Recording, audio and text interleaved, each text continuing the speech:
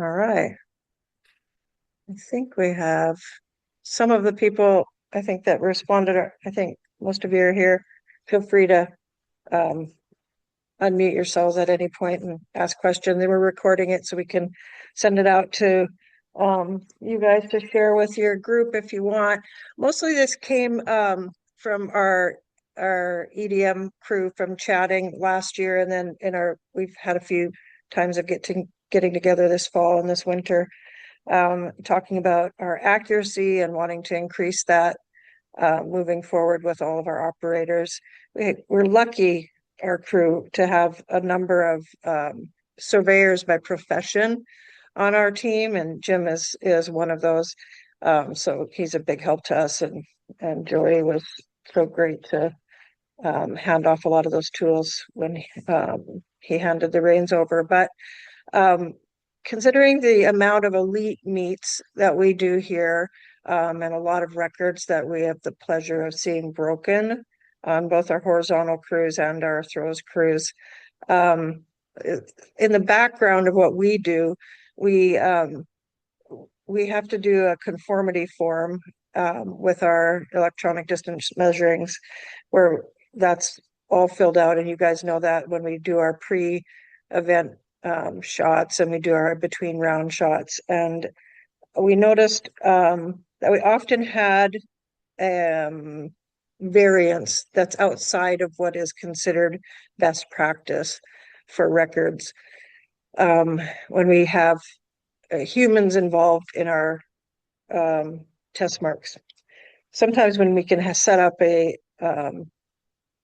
concrete or a set mark in between, it goes faster and it's also more accurate, but that isn't always, we're not always able to do that. So one of the things Jim and Joey and one of our new EDM guys, Mike, who's also a surveyor, they went out and did some testing and on holding the prism, and if it actually can make a difference in marks, and if it does make a difference, how much of a difference.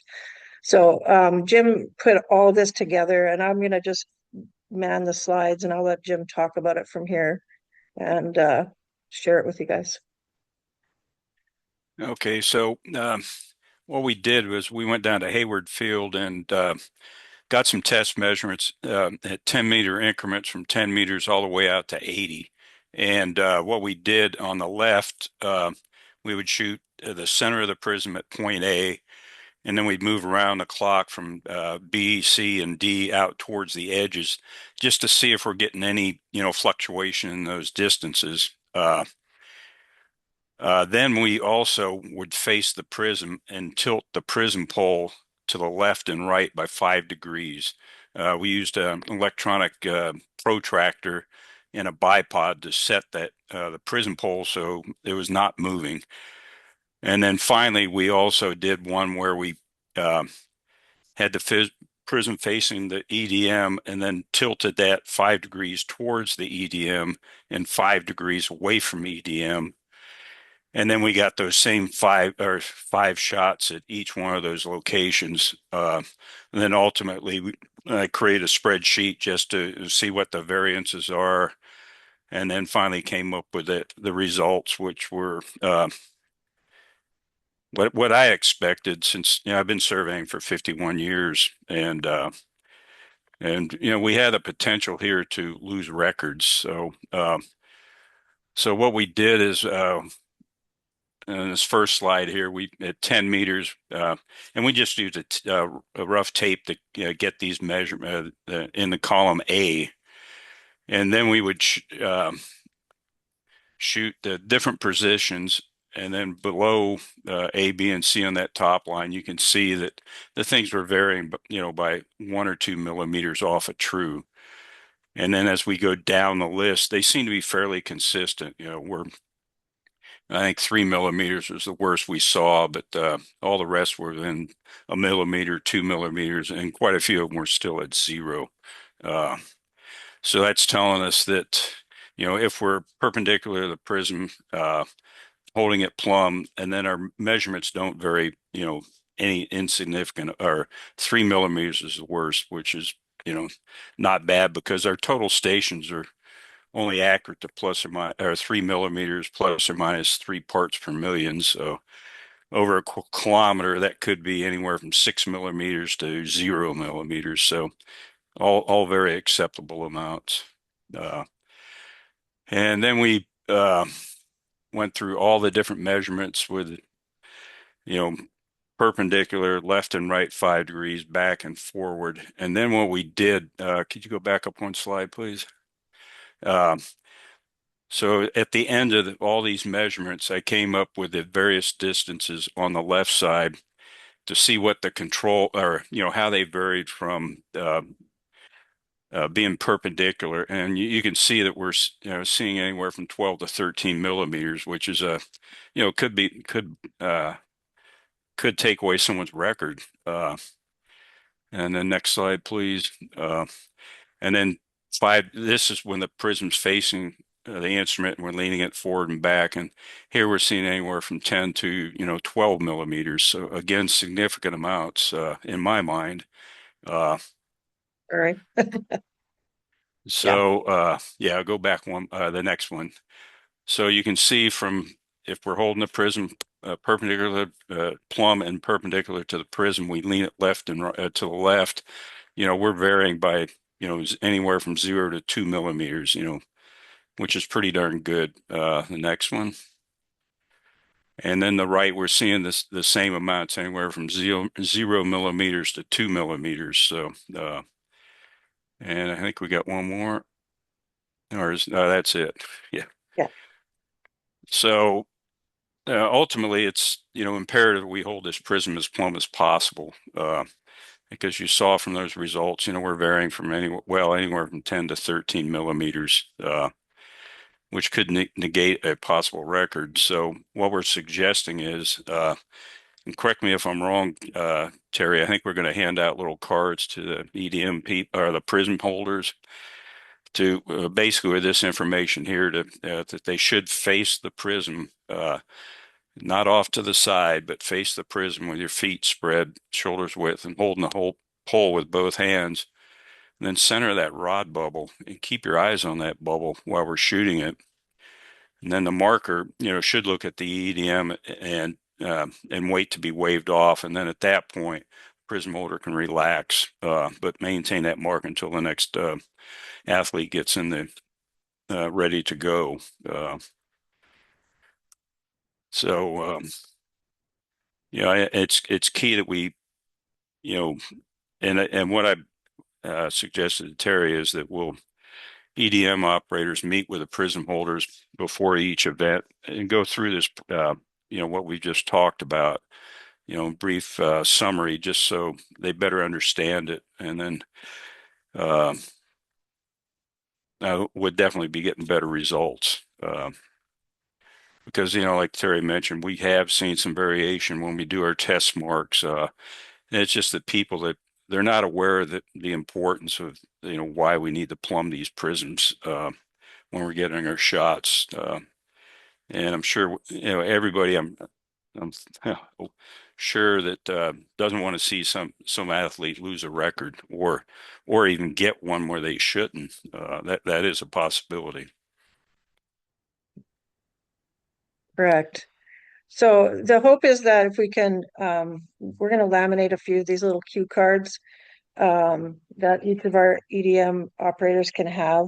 And then when we meet with you prior to warm up and we're doing our marks, we'll encourage each of our EDM operators to connect with whoever the team, the crew lead has designated for your prisms, and just connect with them, go over the little bullet points here, make sure everyone's understands and is comfortable. Most of the people are really good about this, but it never hurts to go over it, especially when we're doing some of these really big meets where we're seeing some of these records. And our conformity forms last year definitely had variances that were they were over the threshold of what, if that would have been a record on that event, where we would have been called into question to do a few more tests. So we want to try and and tighten that up and have best practices for all of these elite meets that we're doing and try and get it just humming as best as we can. I don't know if any of you have any questions that you can ask Jem or I, or concerns or suggestions. I've got one issue about the waving off. It's my understanding the waving off takes place when the EDR says that they've got the mark. And to hear you saying that they want them to maintain the mark until the next jumper is up on the runway, how can the rakers finish grooming the pit? Uh, Yeah, Yeah. that's a good point. Um, So, yeah, I think that that is more, I'm sorry, I'm reading this. Yeah, they always in throws will hold it until they're on the runway. And you're right, for horizontals, that isn't going to be the case as much. yep. We need them to hold the mark until we have EDR letting us know they have it, and then we can wave off and some of that can, you guys are already raking around it, which is helpful. And then as soon as they can clear it, we will. But they will not hold the mark until they're on the runway. You're right. In horizontals, that'll be Yep. different. I okay. misspoke. Yep. So, as you folks know, that bubble that you're talking about is very sensitive. Mhm. And so you want us to keep staring down there at that bubble to keep it level. How can we look up to see that the EDR has cleared us? Because frankly, that bubble is so sensitive that if you look up, that little movement can actually change that Yeah. bubble. Typically, what I've been doing when I'm shooting the jumps is that I'll shout at the prism holder that we got it, and then they can move from there. So I think that's might be something that we, instead of trying to wave them off, use voice commands. I think. What do you think, Terry? I think for horizontals that can work, because they're the ones that need to clear the pit so they can rake. Yeah. Um, the markers in throws at Hayward, at least, they tend to have the marker and then they have the stick person beside them. And Yes. when I've been shooting, the stick person will say they've got it, and then that usually helps. But I think we'll have to have a verbal cue for horizontals, because you're right, Phil. When you're looking down at that, as soon as you look up and look down, you're like, okay, that's totally different than 0.5 seconds ago. I will second the suggestion because the other side of it is that a number of times last year we had people pulling the pin when the EDM, not you, Jim, made some random hand motion that looked like waving them off. And oh, oops, etc. Yeah. So think Yeah. of verbal command would be much better. Yep. We can also consider when I work meets outside of Hayward across the country, the EDMs have a green and a red card, and they'll hold up the red card while they're shooting, and then once they have it, they just turn it to green or white or whatever is preferable, which could be something we can do. I know one of the guys we have that's coming to work on our crew, and he works around the US, and he has a red glove and a green glove. Okay. And he'll just, so it's very Well, specific what he means. well, once again, if you want us to, with horizontals, if you want us to keep staring at that bubble, then cards and gloves won't help Yeah, because we're not no, looking up. We're continuing to look down. So you're going to Yep. have to give us a verbal clue. The other thing I want to ask you about, you have two different sizes of prism markers. I think the larger ones are intended for the throws, Yep. yeah, and the smaller ones are intended for the horizontals. And frankly, half the time we wind up with the larger ones at horizontals, and it's overkill, and yeah. it makes it even more difficult for us to keep it level.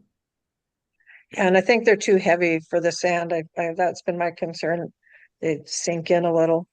Correct. It makes it more difficult. So I think that's a concern I'll try and mitigate this year to make sure that the right prisms are going to the right events. And I think that the lighter prisms, Jim was going to work on getting a bubble on the handle, right? But because they don't have one, correct, Jim? A lot of them don't, yes. I did recently purchase one of these smaller prism sets that I'm more than willing to share. And then I'll talk to Josh and see if we can get the U of O to, budge for a couple of them. Yeah. And they're It's reasonably just, inexpensive, so hopefully we can convince them. yeah. They're just too heavy for the sand, and it's so easy for them to go off bubble because of the weight of it. Hmm. Definitely. All good points we can add to it. I think other than that, it's pretty basic. It's all stuff you guys knew. We just wanted to just have a powwow to go over a few of the things as leads, and then I can send it out if you think some of your crew would find it helpful to see the numbers and how much of a difference it can make. And then we'll keep it for the future in case we have different people come on that don't know about this, but If you're going to hand out cards to the prism holders, you might also clarify exactly what spot they're marking to. Some people have asked me, is it the point or is it the front of the prism? oh, I see what you're saying. In the sand? Yeah, where are they marking to? And and we can add that on there, right, Jim? So that you're right, because I don't think people know that there's an offset, right? So if the points in the point would be in your mark, because there's an offset on our total stations that goes to the back of the prism. Yeah. So we can add that as an educational piece, yeah. Yeah. Definitely. No. That's good. That's good. Because I think that's something I didn't know before I started shooting. Yeah. That's great.